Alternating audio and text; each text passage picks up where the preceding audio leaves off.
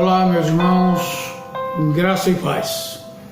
Obrigado pelo seu apoio, pelas curtidas, pelas inscrições que vocês estão fazendo aí no YouTube. E compartilhe, seja também um evangelista, um anunciador das boas novas, mandando mensagem de salvação para aqueles que precisam e também mensagem de alimento espiritual para aqueles que estão precisando. Continue divulgando o nosso trabalho. Estamos hoje muito agradecidos a Deus por poder apresentar a você a lição de número 3 da nossa revista, que está versando sobre as parábolas do Senhor, e hoje vamos fazer alguns comentários sobre a parábola do rico insensato. Mas temos como tema central o Salmo 62, versículo 10, que diz: se as vossas riquezas aumentam, não ponhais nelas o coração. Relembrando que Davi, os salmistas, os salmos, foram escritos mais ou menos 1000 anos antes de Cristo e servem de inário para os judeus. Portanto, eles não têm capítulos. São números, Salmo número 1, número 2, 23, 121, por aí afora, não é? Muito bem.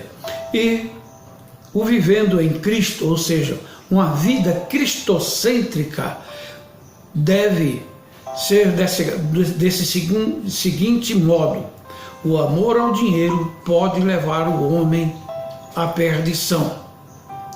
Muitos homens ganharam tanto dinheiro que se perderam, não souberam o que fazer, perderam a sua vida, perderam a sua liberdade, perderam o seu caráter e a sua índole. Por isso, vamos procurar adquirir dinheiro, nunca colocando acima dos bens espirituais ou mesmo moral.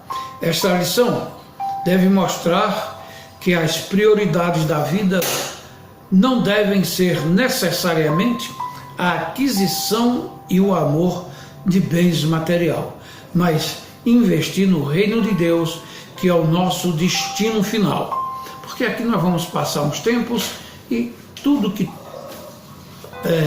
adquirimos por aqui vai ficar. O que nós vamos levar é o que é o importante. Por isso, investir mais no reino de Deus é fundamental. Nossa lição está hoje baseada em Lucas, o Evangelho de Jesus, como escreveu o Dr. Lucas, no capítulo 12, versículo 13 a 20. Por ser um texto até sucinto, vou ler, versículo 13 diz: disse-lhe alguém dentre a multidão: mestre, diz a meu irmão que reparta comigo a herança. Mas ele lhes respondeu: homem, quem me constituiu a mim por juiz ou repartidor entre vós?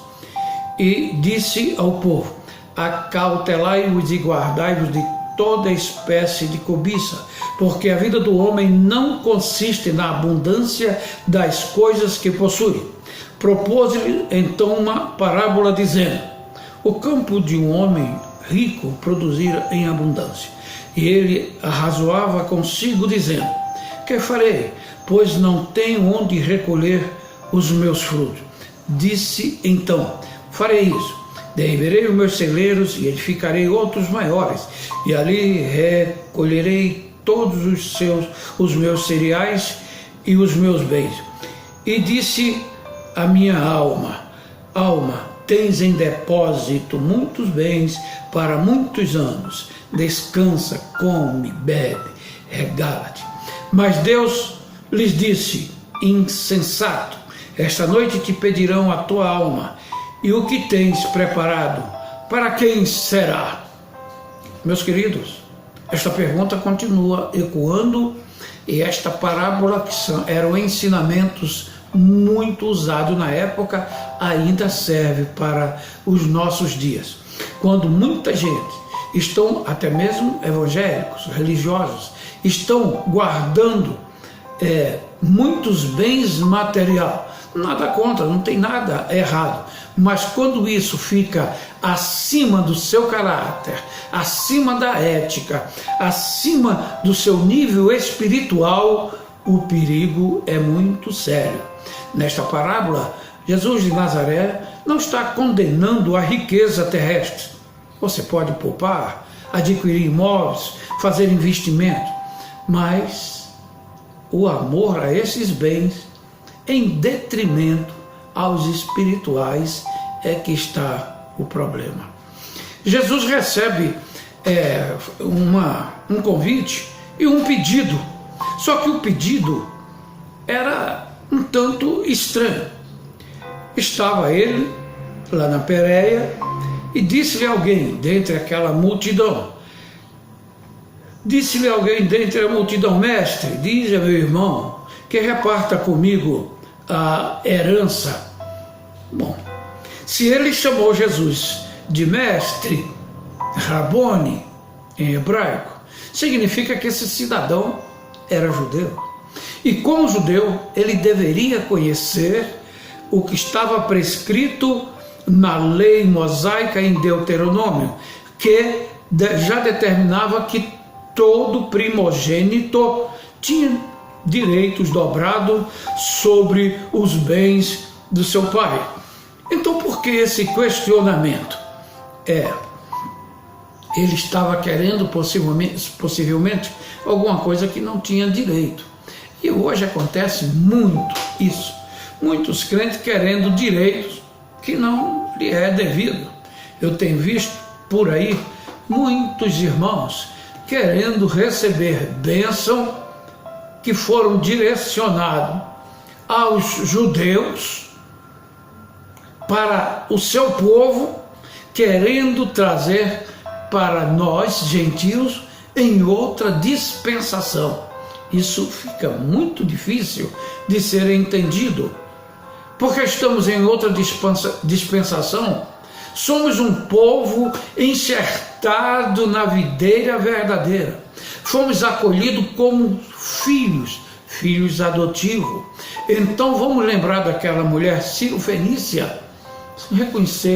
Reconhecia que não tinha direito a nada, e com muita humildade ela diz para Jesus: mas os cachorrinhos se alimentam das migalhas que caem da mesa do seu Senhor. E ela foi muito abençoada exatamente por se humilhar e pedir aquilo que ela estava precisando. Quando o homem hoje recebe muita coisa, está ganhando bem, começa a ter os seus bens acumulados, ele esquece muitas vezes do espiritual. Mas o Senhor Jesus diz: buscai primeiro o reino de Deus e todas as coisas vos serão. Olha, mas buscai primeiro, vou repetir, mas buscai primeiro o reino de Deus e todas essas coisas vos serão acrescentadas. Querer buscar outras coisas para depois querer ver o reino de Deus é inverter a teologia. E muitas vezes não funciona, não é assim. Mas, meus queridos, no segundo tópico, eu coloquei assim a lei. Este homem era um judeu, porque, como disse, ele deveria reconhecer que o primogênito tinha mais direito do que os demais. Era o que ele estava pleiteando. Isso está prescrito em Deuteronômio capítulo 21, versículo 17. Jesus é da área de direito a pergunta, e Jesus diz assim: quem me colocou como juiz entre vocês? Ou por divisor, aquele que faz a divisão dos bens? Jesus não estava ali para isso. A pergunta tinha que ser feita aos doutores da lei, tinha que ser levado para eles a autoridade no assunto para definir quem tinha e quem não tinha direito. Jesus é o nosso pastor, como está no Salmo 23. Certa vez alguém chegou e disse assim: Nicodemos, como você explica? O irmão fulano é dizimista fiel, não falta ao culto, é crente obediente, mas o gás dele acabou, e como é que está? O Senhor é o meu pastor, e como é que fica? Meu querido, O salmista, quando disse, Davi, o Senhor é meu pastor, nada me faltará, não é que não fosse faltar saúde, fosse faltar os seus bens material, não. É que nada nos falta na vida espiritual. Ele proporciona-nos tudo que o Espírito precisa. Por isso ele disse, eu sou o pão da vida. Não que ele seja o pão feito de trigo. Ele certa vez disse, quem tem sede, venha a mim e beba, porque o pão e a água não vai deixar você desnutrido e nem vai deixar você morrer de inanição. É o principal que o homem precisa na vida espiritual. E na vida material também nós precisamos. No entanto, com todo respeito, a Igreja Católica Romana, ela fez muito alarde quanto à morte. No entanto, a morte é o salário do pecado. Todos vão passar por isso. Aí a Igreja Católica ficou com esse negócio, fazendo tanto medo e tal. Todos vão passar por esse processo da morte. Mas aí fica o que o Senhor Jesus disse a esse maluco, a esse rico que não sabia o que fazer da sua riqueza. Louco, se hoje à noite pedir a tua alma, o que você tem, para quem será? Vamos armazenar, poupar no reino dos céus, porque Jesus não veio, como disse para aquele homem, como um repartidor, um juiz para resolver esses problemas. O velho sacerdote Eli, certa vez falando para os seus filhos que estavam cometendo uma série de arbitrariedade no sacerdócio, no templo, chamou os seus filhos e disse, olha, pecando o homem contra o homem, os juízes o julgarão. Pecando o homem contra Deus, quem rogará por ele? Está no primeiro livro dos profetas Samuel, capítulo 2, do versículo 22 ao 26. Interessante esse texto. Leia. Pecando o homem contra o homem, os juízes o julgarão. Pecando contra Deus, quem rogará por ele? Temos visto hoje coisas absurdas. Pessoas criticando, atacando, declarando verdadeira guerra contra o Evangelho de Jesus Cristo e os evangélicos e, de um modo em geral, o cristianismo. Muitas vezes cometendo crime eleitoral ou jurídico. E a justiça, abre aspas, cega, fecha aspas, deixa para lá. Mas aqueles crimes cometidos contra o Senhor, você não tenha dúvida que vai pagar por ele e poderá pagar muito caro. No versículo 14, o Senhor responde para aquele cidadão que isso era um problema jurídico. Ele que fosse procurar a quem de direito. Existiam fariseus, saduceus, que eram pessoas competentes para fazer esse tipo de julgamento, porque Jesus veio como Salvador. Os judeus aguardavam por tantos séculos o Messias Redentor, um tipo de Moisés, de Gideão, mas Jesus veio não como libertador, e sim como o Salvador, não só para um povo, mas para todos os povos. Prejuízo com os lucros.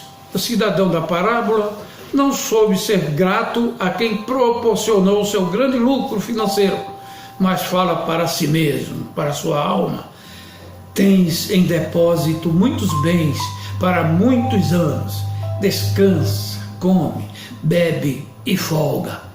Esse homem estava com tudo, mas não estava prosa. Ele esqueceu que tinha uma alma, que é a parte subjetiva. Para quem é dicótomo, para quem é tricótomo, ele tinha alma e espírito. Nada contra, não vou discutir o assunto agora. Mas o certo é, o psique daquele homem ficou direcionado à parte melhor, ao seu conforto terrestre. E o Senhor lembra a ele. E a eterna, a espiritual. O que você guardou aqui vai receber e vai ficar por aí. Para quem será? Ele nem sabe. Mas a tua alma, para quem será? Devemos ser sempre agradecidos a Deus por tudo que Ele nos dá, dando sempre graças por tudo a nosso Deus e Pai, em nome de nosso Senhor Jesus Cristo. É que o apóstolo dos gentios, desculpe, na sua na sua epístola, a rainha das epístolas, capítulo 5, versículo 20, ou seja, Paulo escrevendo aos Efésios, ele fala, dando sempre graças por tudo a nosso Deus e Pai, em nome do nosso Senhor Jesus Cristo. Se você recebeu um salário, um atrasado, dê glória a Deus. Se você recebeu alguma coisa a mais, dê glória a Deus. Se tiraram do teu salário, dê glória a Deus. Se você teve um lucro, dê glória a Deus. Se teve um prejuízo, dê glória a Deus. Porque ser cristão é ser crente em qualquer circunstância e não somente quando as coisas vão muito boas. Abraão era um homem muito rico. Quando ele é chamado para sair de Ur, dos caldeus, ele teve que deixar todo o seu conforto, toda a sua família, para ir para um lugar incerto, sair pela fé.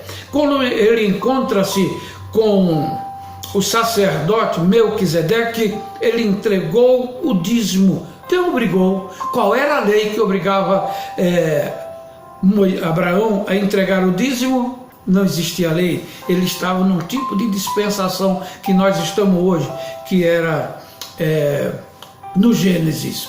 Salomão foi um homem muito rico, mas também Deus nunca condenou. Ele soube valorizar tudo que tinha. Eu quero fazer aqui no último tópico, dizer que a Bíblia não proíbe a riqueza, e sim colocar o seu coração. O homem não pode servir a dois deuses, a dois senhores. Ou vai agradar a um, ou agradar ao outro. Então é preciso tomar uma posição. E, repetindo, o amor à riqueza é onde que está o mal. Paulo fala na sua primeira carta a Timóteo, no capítulo 6, versículo 10, porque o amor ao dinheiro é a raiz de toda espécie de males, e nessa cobiça alguns se desviaram da fé e se traspassaram a si mesmo com muitas dores. Palavras paulinas na primeira carta a seu filho na fé, Timóteo, no capítulo 6, versículo 10. Eu quero fazer a peroração dizendo, não devemos ficar ansiosos pelo dia de amanhã. É o Senhor que cuida de nós, tá? Essas palavras são de Pedro, na sua primeira epístola, no capítulo 5, versículo 7, que diz, lançando sobre ele toda a vossa ansiedade, porque ele tem cuidado de vós. Se ele cuida dos passarinhos, se ele cuida dos animais, não vai cuidar de você? Ele cuida porque você vale muito mais. Nós valemos muito mais. Só que muitas vezes colocamos nossa vontade, que é uma das doenças desse século, o consumismo, gastar mais do que temos, às vezes sem necessidade. Meu querido, quero dizer para você que essa lição possa servir como ensino de buscarmos mais o reino de Deus e a sua justiça. Esperando na próxima semana falarmos da parábola do filho pródigo. Continue curtindo no Face, compartilhando e acessando Nicodemos Assis lá no YouTube. Se quiser se inscrever, muito obrigado. Se quiser receber essa mensagem no seu tablet, no seu computador, fique à vontade, mande um e-mail que vamos providenciar. Eu não vou mandar porque não sei, eu sou muito ruim de informática, mas eu tenho aqui duas filhas bonitas e competentes, a Nicole e a Carla, que ela manda para você. Daqui um dia vocês vão ver o que eu estou falando, não estou mentindo, são competentes e bonitas. Puxou, não foi muito para mim. Até a próxima, que Deus te abençoe mais e mais.